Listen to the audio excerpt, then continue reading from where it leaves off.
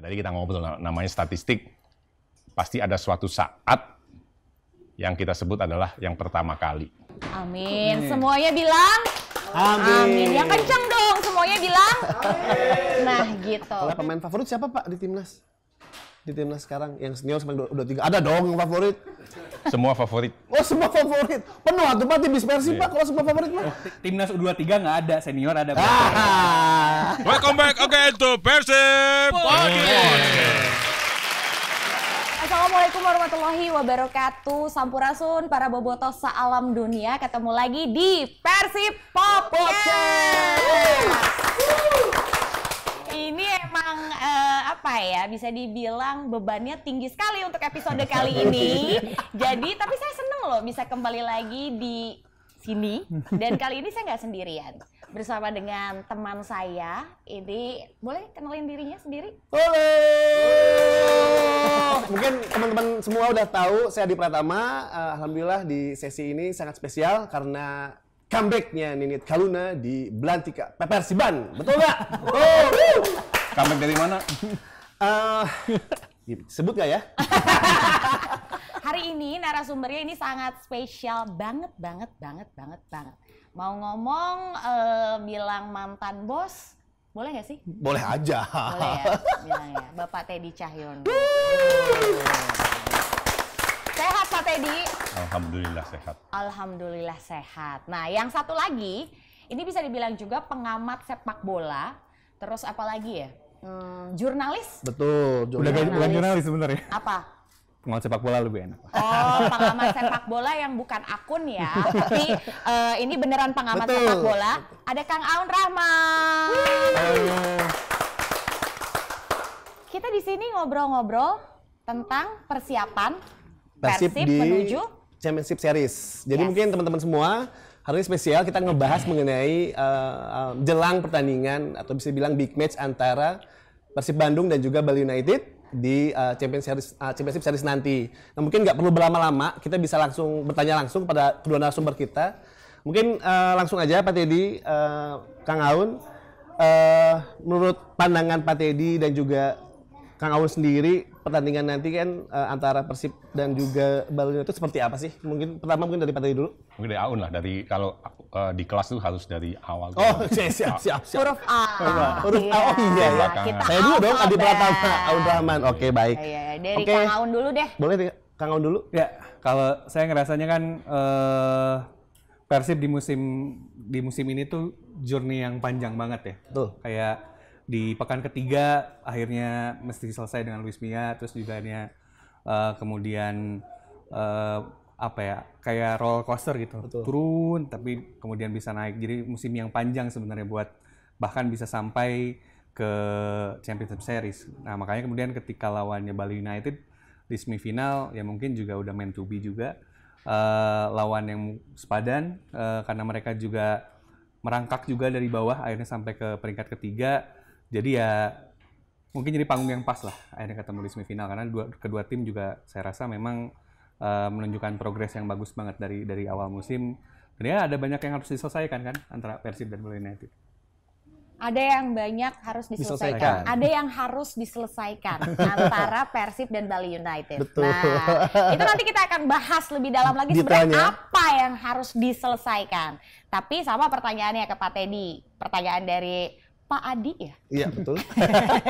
Gimana Pak Teddy menurut Bapak terkait Ya tadi pertandingan tadi? tepat seperti yang dikatakan Kang Aun, bahwa memang kalau kita kembali ke awal-awal kan memang ada turbulensi lah. Ya. Ya di awal-awal, terus kemudian di pertandingan ketiga akhirnya kita harus ganti pelatih dengan squad yang sama di awal-awal, sampai kemudian di jeda transfer window berikutnya kita mengganti beberapa pemain, 2 pemain asing kita ganti, ada pro and cons ya. Sangat pro and cons di awal-awalnya. Tapi ya ke sini kita kalau bisa kilas balik ke belakang ya ternyata memang mungkin memang tadi memang udah jalan yang terbaik buat kita, tim Persib bisa secara konsisten bermain dengan baik. Itu terbukti dari data statistik bahwa kita sangat konsisten. Kita mungkin tim dengan selisih gol yang paling banyak di Liga 1 musim ini. Kemudian juga mungkin di putaran kedua kita juga kebobolan juga sedikit. Kita termasuk tim yang produktif. Nah, yang menarik tadi yang mungkin menjawab yang belum selesai tadi, mungkin maksudnya secara statistik ya dengan Bali ya. Ya tadi kita ngobrol namanya statistik, pasti ada suatu saat yang kita sebut adalah yang pertama kali. Jadi feeling saya sih dengan dengan kinerja dari tim selama ini, kok saya merasa bahwa ini adalah saat kita untuk menang sebenarnya. Karena dari statistik lagi, dari putaran 1 dan 2, kita belum pernah kalah dari 3 tim yang ada di 4 besar. Jadi mudah-mudahan ini adalah suatu catatan baik dan bisa secara konsisten kita teruskan. Dan tadi bahwa dengan Bali mungkin ini adalah yang pertama kali kita bisa mengalahkan Bali.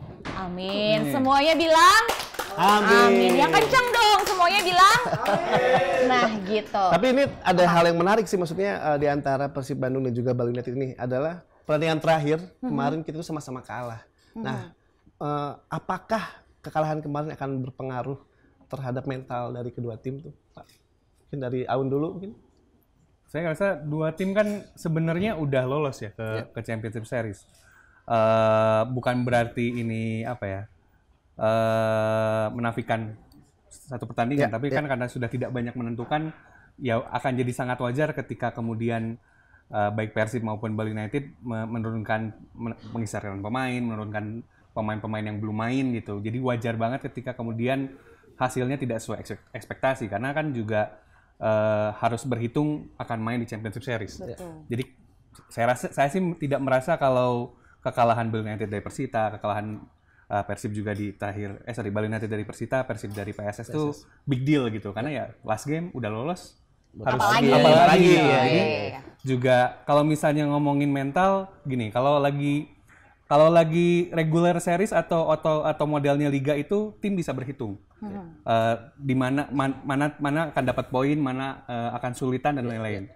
Nah, kalau misalnya lagi level di tahap akhir turnamen di modelnya kayak Championship Series atau playoff ini, itu udah gak bisa berhitung lagi, udah di level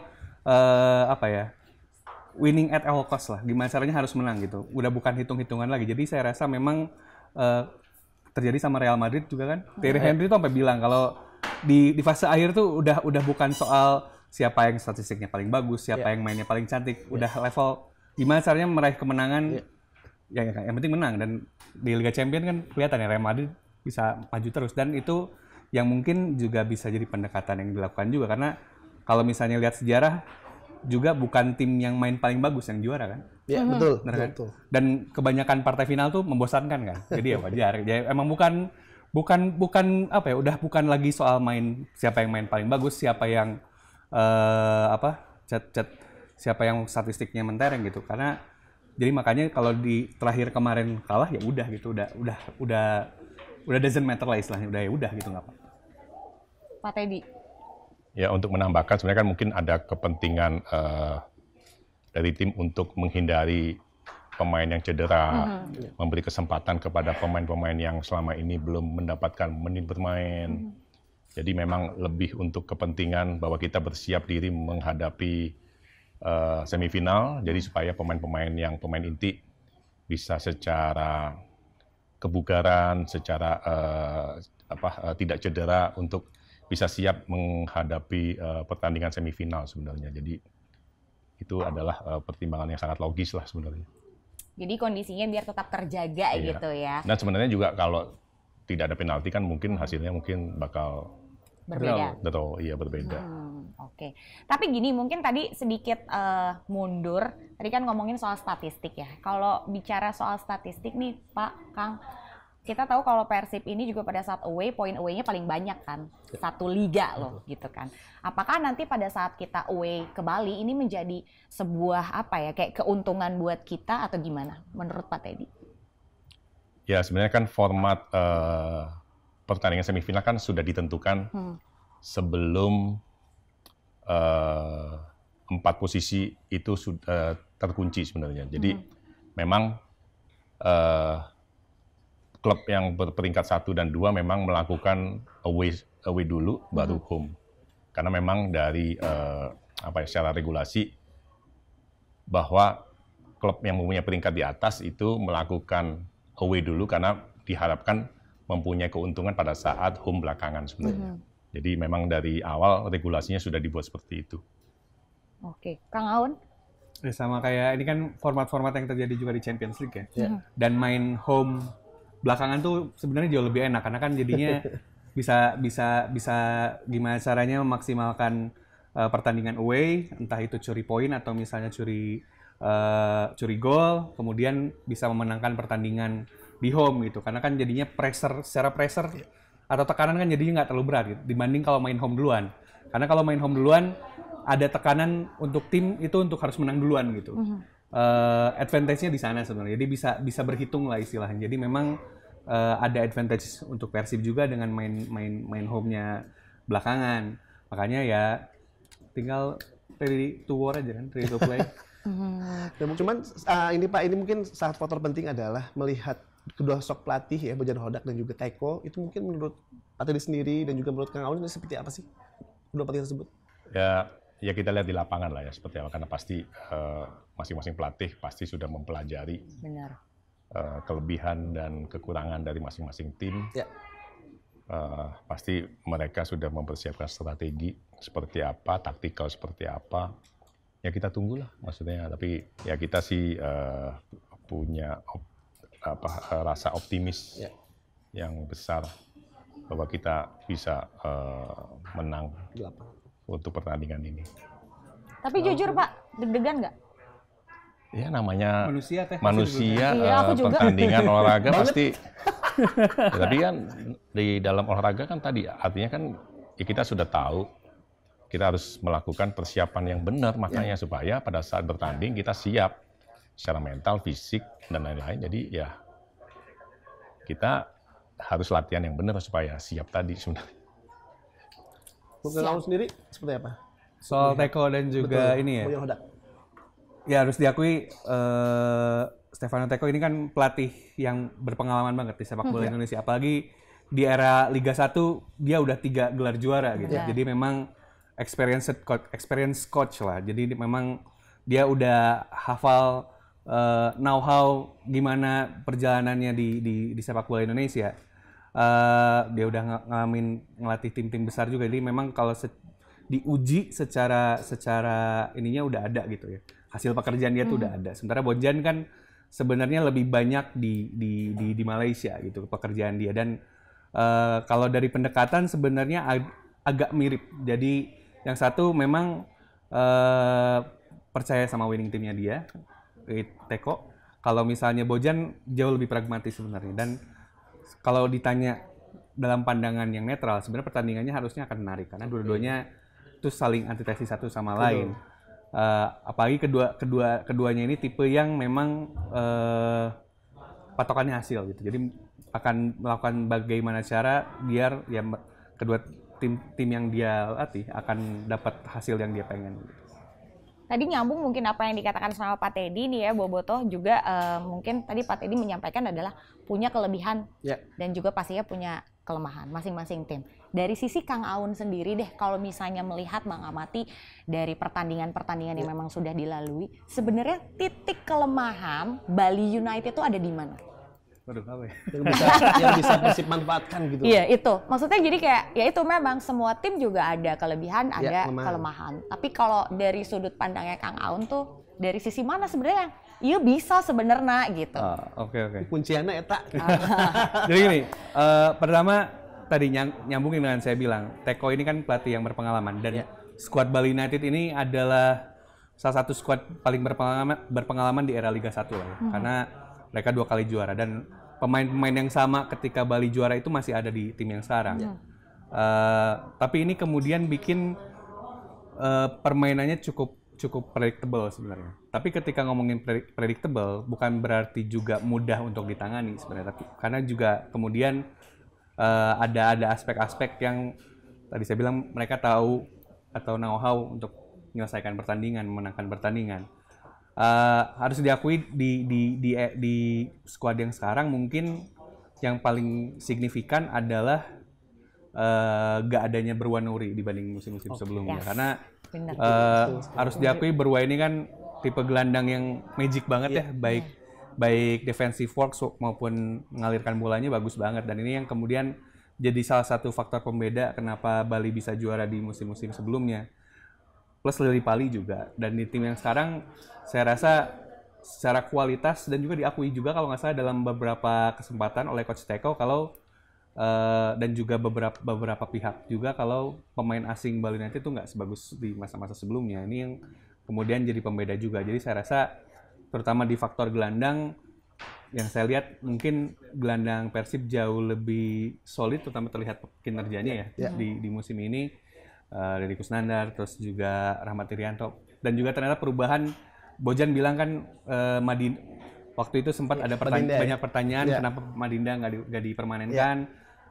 Bojan juga bilang kalau dia lebih butuh gelandang yang ikut berpartisipasi dalam penyerangan. Itu buat Beltrame kan terbukti juga. Ternyata datangnya Beltrame kan teman-teman Boboto bisa lihat kalau misalnya kontribusi gol Persib itu jauh lebih banyak di putaran kedua.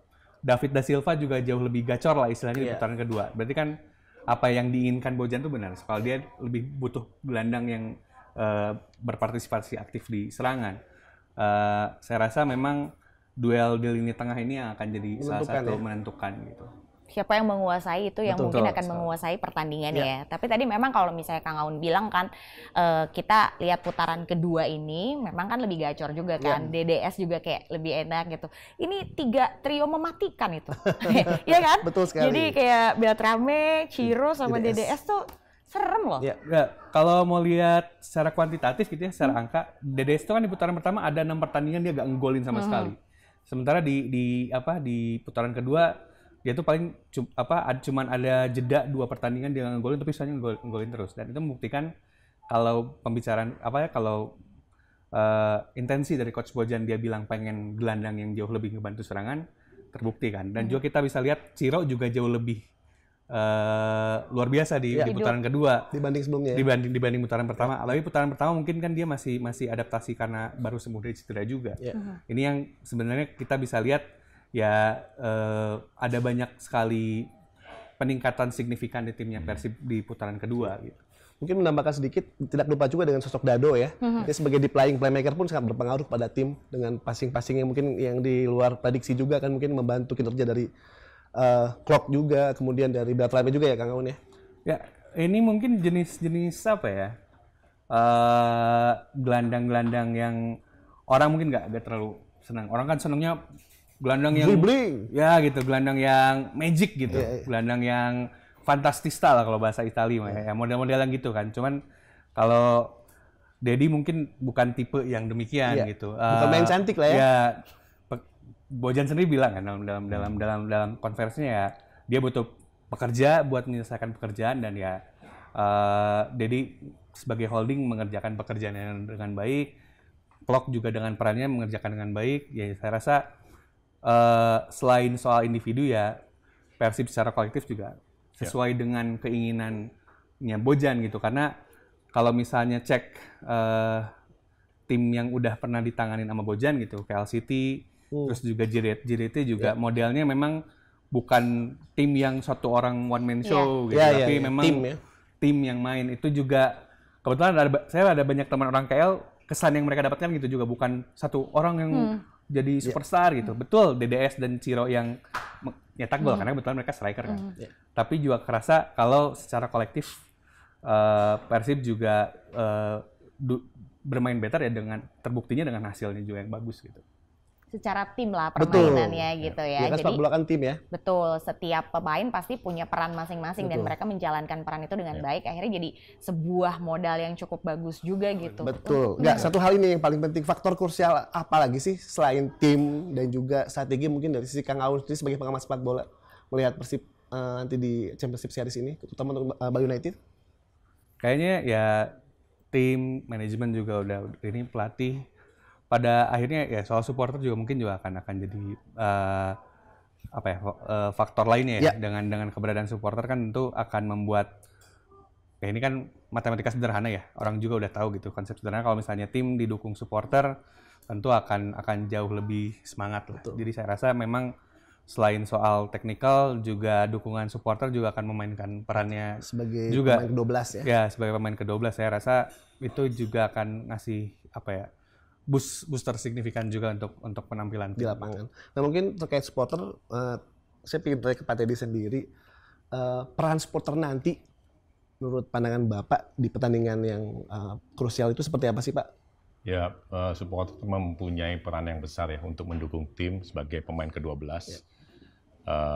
Makanya kita harus dukung tim dengan baik, dengan positif, ikutin aturan-aturan yang berlaku karena pada akhirnya kita semua berjuang untuk mendukung tim supaya tim Persib bisa menjadi juara tahun ini.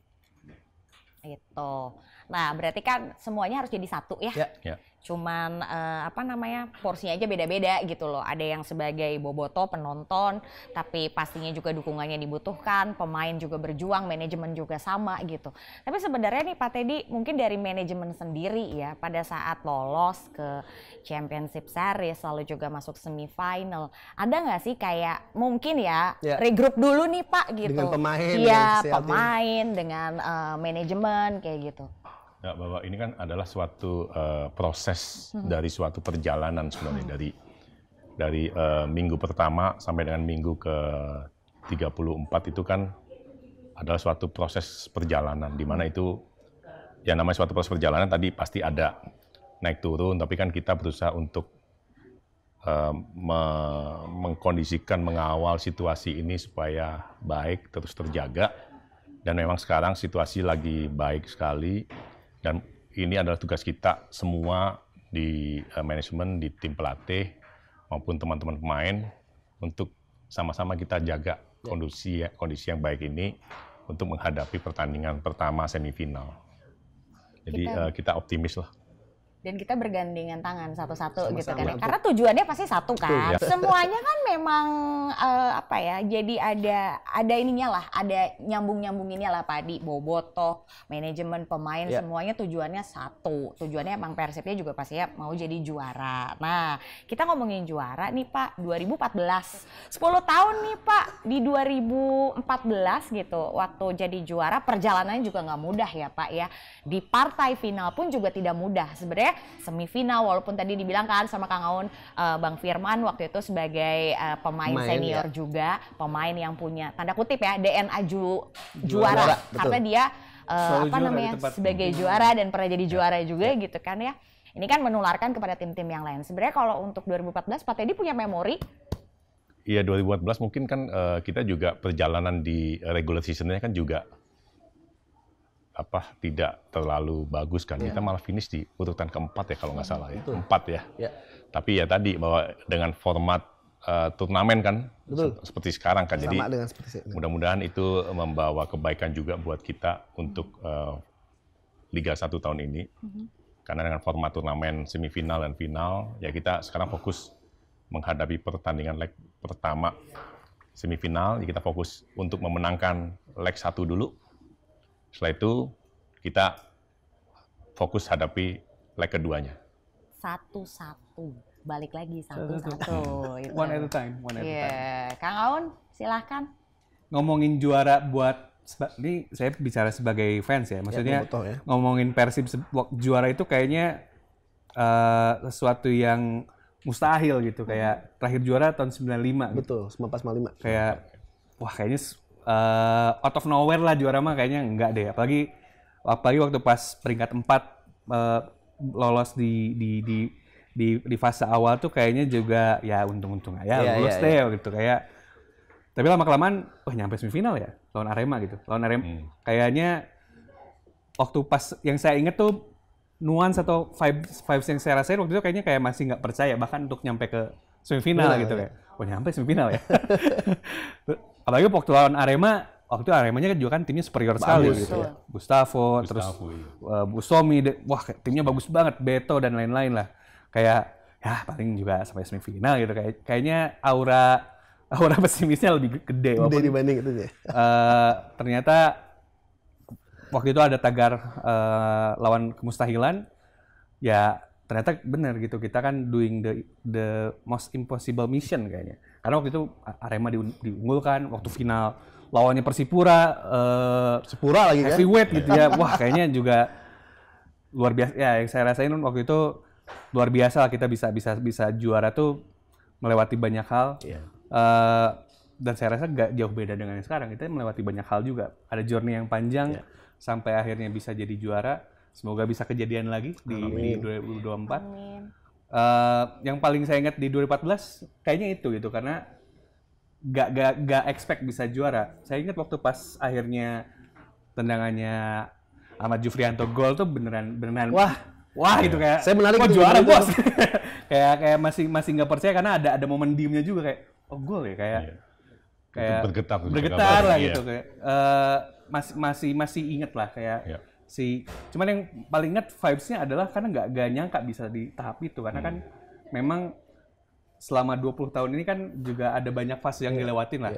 Fase-fase itu tuh juga tidak bikin kita apalagi ada PTSD gitu. Waktu zaman Beckham kan sempat juara paruh musim tapi kemudian terjungkal gitu. Jadi waktu yang saya ingat waktu pas di tahapan itu juga di tahun 2014 kayak takut. Jadinya takut kalau misalnya di masa-masa itu bobotoh takut berharap tuh wajar banget, karena ada beberapa masa ketika berusaha untuk berharap Persib bisa juara tuh nggak mungkin. Tapi ternyata kan terjadi di 2014 dengan tim yang sinergisnya bagus, dengan komposisi yang tepat. Itu juga kan istilahnya bukan sesuatu yang terjadi dalam satu musim. Timnya kan dibangun dulu gitu. Bang Pardi, Haji Ridwan, terus Bang Jupe itu kan juga dari Bang Jupe di musim itu. Tapi kan kerangkanya itu dibikin sebelumnya. Ini yang menunjukkan ya waktu juara 2014 itu ya berproses juga gitu. Ditambah mungkin dulu Boas tuh, prime-nya Boas tuh daerah itu kan. Iya. Wah sekali Bos. Bio Paulin segala macam kan. Tapi tadi Kang Aun bilang kan dulu eranya Beckham-Menga. Sekarang eranya Beckham Putra ya.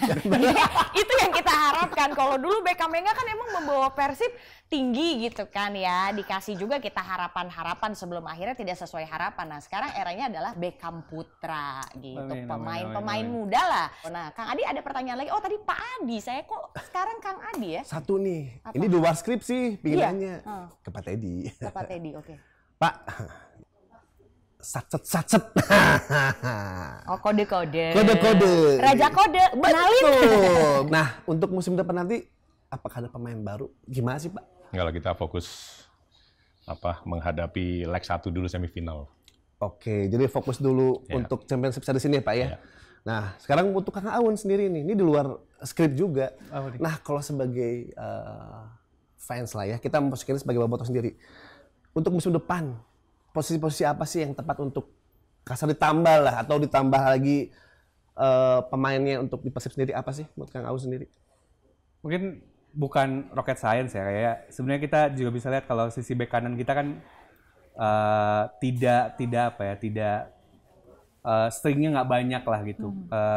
Jadi memang mungkin yang harus di reinforcement di sana gitu. Saya rasa memang di antara semua list ya mungkin Pak Teddy tim pelatih juga udah punya listnya sendiri. Cuman kalau ditanya mana yang harapan paling urgent, kalau harapan Mbappe mungkin, tapi nggak bisa kan. Jadi kalau ditanya yang paling urgent sih kayaknya bek kanan ya, karena kita juga bisa lihat betul Rahmat Irianto bisa main di bek kanan, terus juga Kakang juga bisa main di bek kanan, tapi kan dengan hand-hand yang sebagai natural choice-nya di sana tentu butuh reinforcement ada juga, pelapis karena lah ya.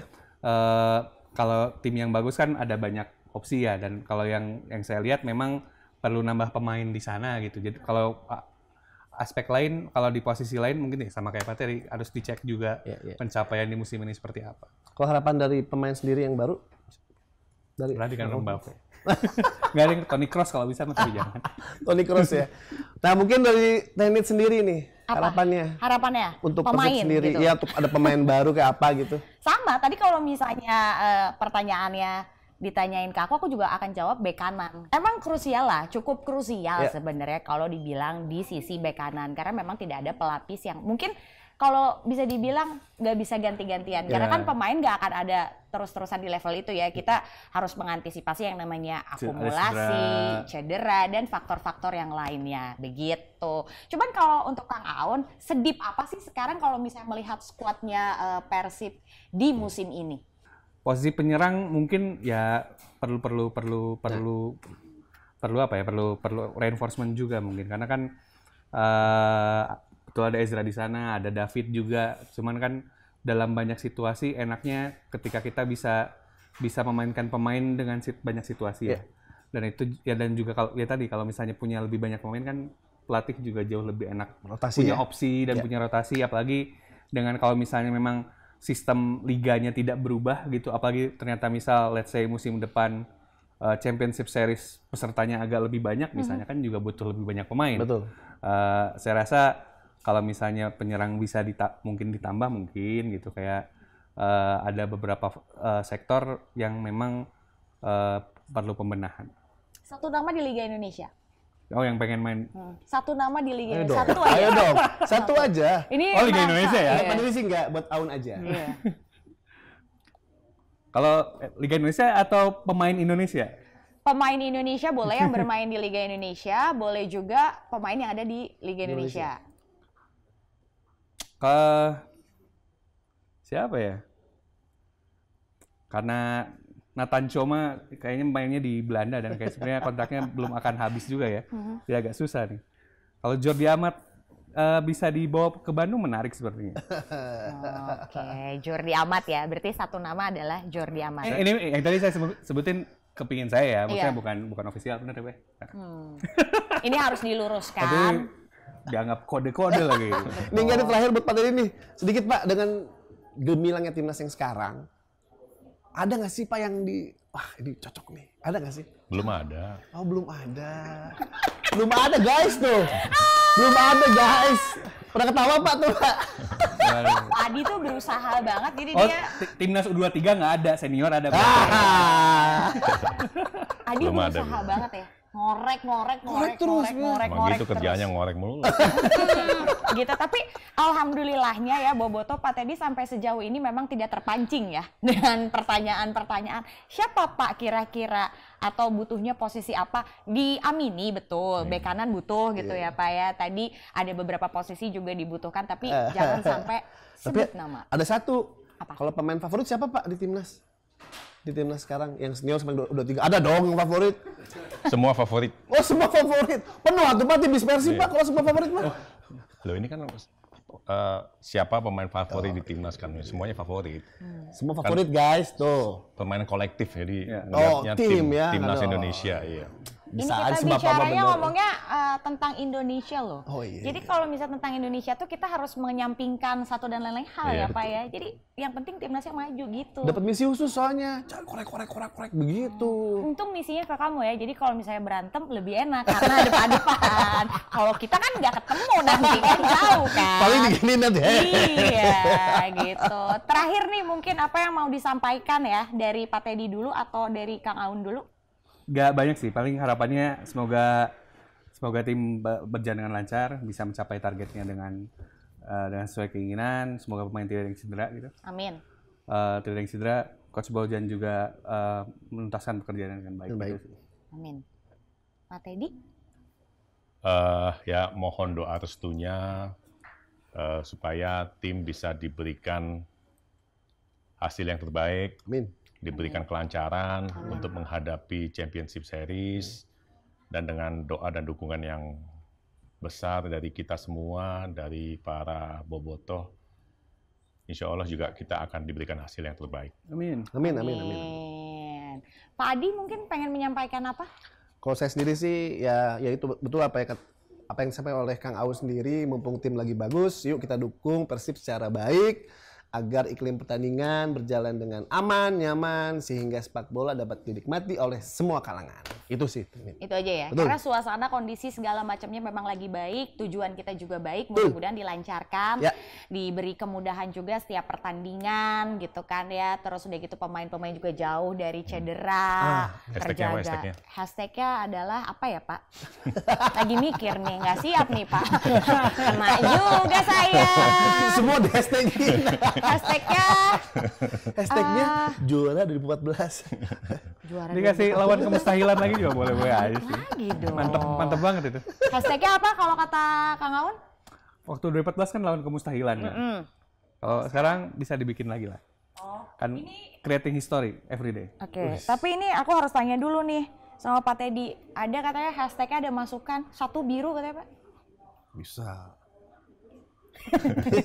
Ini Pak, kalau Bapak Boleh mau satu baca biru. WhatsApp-nya takutnya nanti iya kan ya Boleh Pak ya. satu Iya, biru. iya, iya, Satu iya. biru. Satu Satu biru biru. tapi lawan kemustahilan. Betul. Gitu. Mari kita bergandengan tangan bersama-sama. Pokoknya tujuannya satu, tujuannya baik. Kita lewatin dulu pertandingan yang pertama, fokus di pertandingan yang kedua, satu-satu lah ya. Ya. Itu aja. Oke, Boboto, akhirnya kita sudah sampai di penghujung dari Persib Podcast di episode kali ini. Jangan lupa untuk terus menyaksikan Persib Podcast karena kita akan terus memberikan berita-berita terupdate seputar Persib Bandung. Akhirnya saya Ninit Kaluda pamit, teman saya Adi Pratama, pamit. para narasumber yang hebat-hebat dan spesial ini ngalahin para martabak. Pak Teddy Cahyono dan juga Kang Aun Rahman juga pamit. Terima kasih banyak, hatur nuhun ya. Nanti kita ketemu lagi. Pokoknya ingat, kita harus bergandengan tangan. Tujuannya satu, Persib Juara. Sampai ketemu lagi. Hatur nuhun. Assalamualaikum warahmatullahi wabarakatuh.